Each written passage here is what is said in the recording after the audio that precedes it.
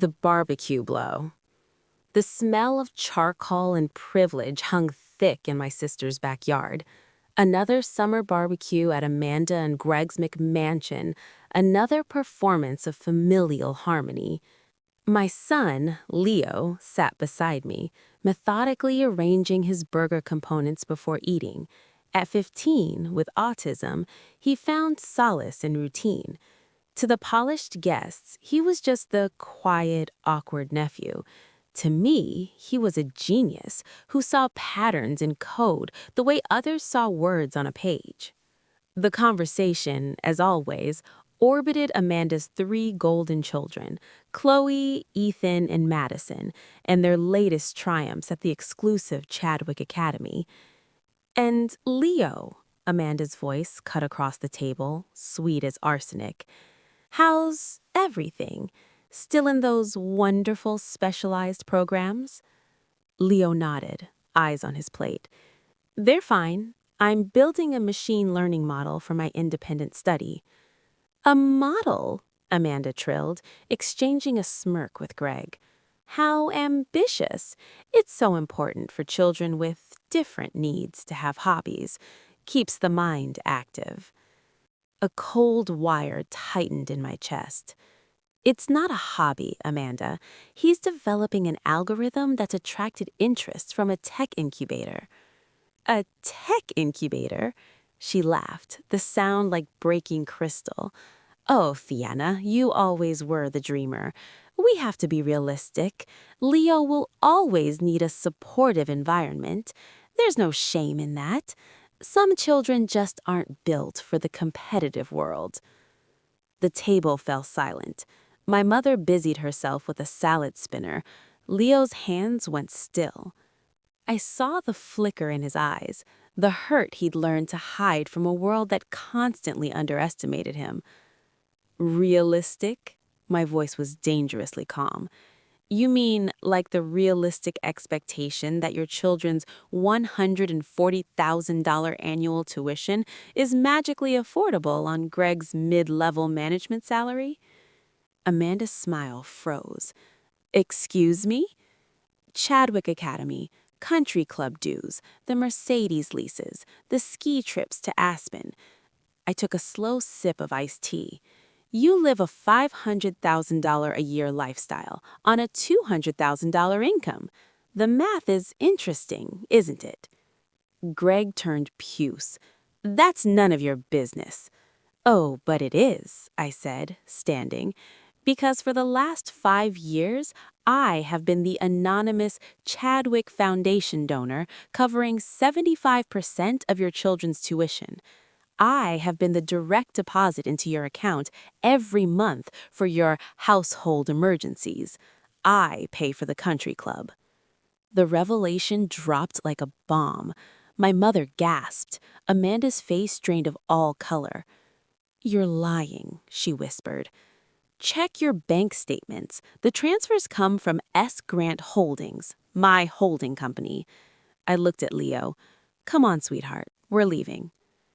As we walked to the car, the weight of my secret philanthropy, my attempt to buy family peace, felt like chains.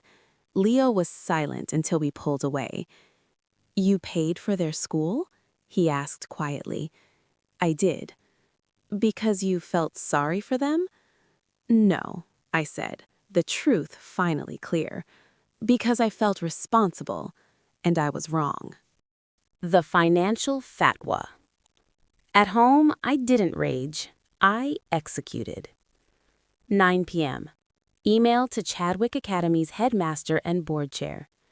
Effective immediately, I am withdrawing all funding from the Chadwick Foundation scholarships for the last-named children. This decision is personal, not philanthropic. Please invoice the family directly for all outstanding balances. 9:15 p.m. Phone call to my bank. Cancel all recurring transfers to account ending in 4481. Flag for no future transactions. 9:30 p.m. Email to the Lakeside Country Club manager. Please cancel the family membership under Greg and Amanda, last name. All charges after today are their sole responsibility. 10 p.m. I composed one more email. To the directors of the Bright Horizons Tech Incubator. Please fast-track the application for Leo Mitchell, age 15. I am attaching his project files and my personal guarantee of seed funding. This boy isn't the future. He's the present. By midnight, the architecture of Amanda's carefully curated life was crumbling, and I felt nothing but a profound, icy calm. The storm hit at dawn. My phone exploded. Amanda hysterical. Greg sputtering threats. My mother pleading. "Sienna, what have you done?" Amanda shrieked on voicemail. "Chadwick called. They want $42,000 by Friday or the kids are withdrawn." I waited until the third call to answer. "Good morning, Amanda." "You psychotic bitch! You can't do this!" I already did. The money was a gift. Gifts can be revoked when the recipient spits on the giver's child. "It was a misunderstanding. I didn't mean—" "You meant every word. You've spent years looking down on us from a pedestal I built for you. The free ride is over." I hung up. Then I texted her the 5-year spreadsheet of my contributions. $312,000 in tuition, $85,000 in family support, $72,000 in club fees. Total, $469,000. The response was immediate. "You'll regret this." My reply was simpler. "No, you will." The unraveling. The consequences unfolded with brutal efficiency. Day 3. The country club locked their accounts. Amanda was humiliated at the tennis court. Her card declined. Day 5. Chadwick Academy, unsentimental about unpaid fees, sent formal withdrawal notices. Chloe, Ethan, and Madison, stripped of their elite status, were panic-stricken. Day 7. The Mercedes dealership called about the overdue lease payments. The cars were repossessed from the driveway.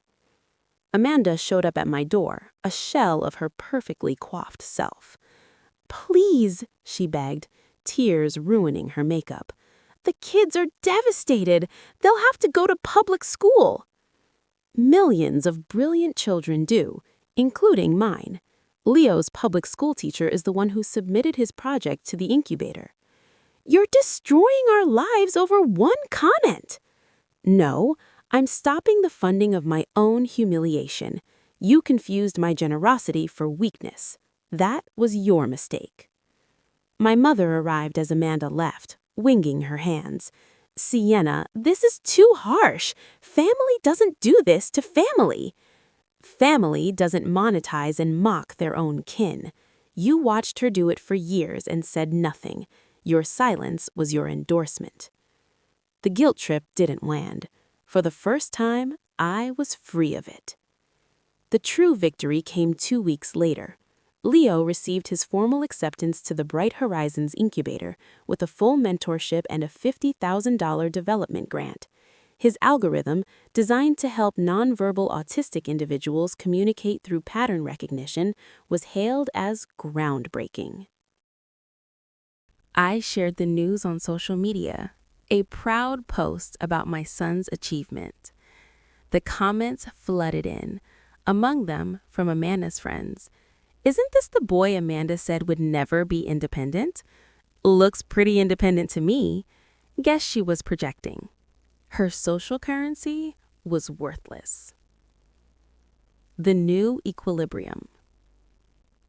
Amanda's children enrolled at Jefferson Public High School. Rumor had it they were struggling, not academically, but socially.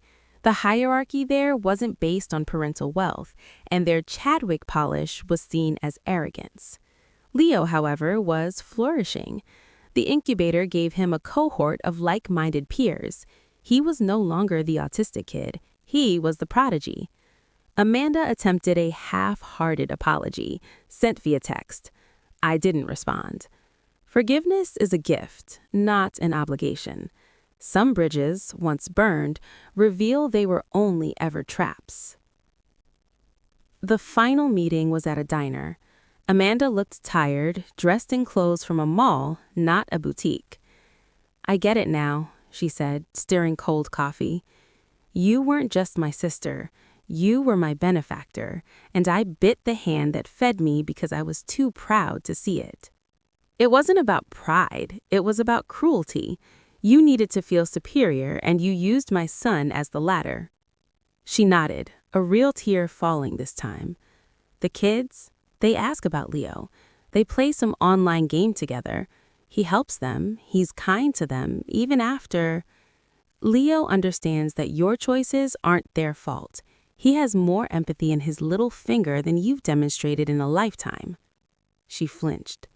Will you ever help again? No, I said, leaving cash for the coffee. But I will do this. I won't stand in the way if Leo chooses to have a relationship with his cousins. That's his choice. But you and I, we're done. The Bank of Siena is permanently closed. I walked out into the sunlight. The chains were gone. I had traded the burden of subsidizing a false reality for the weightless joy of championing a true one. My son was going to change the world, and his aunt, who swore he'd never leave the nest, would watch him soar from the ground in the realistic, humble world she could now finally afford.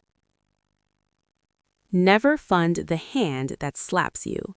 If you've ever been the silent supporter of someone who disrespected you, your freedom starts with one word: no. For more stories of cutting the cords and claiming your power, hit subscribe. Your liberation is the best revenge.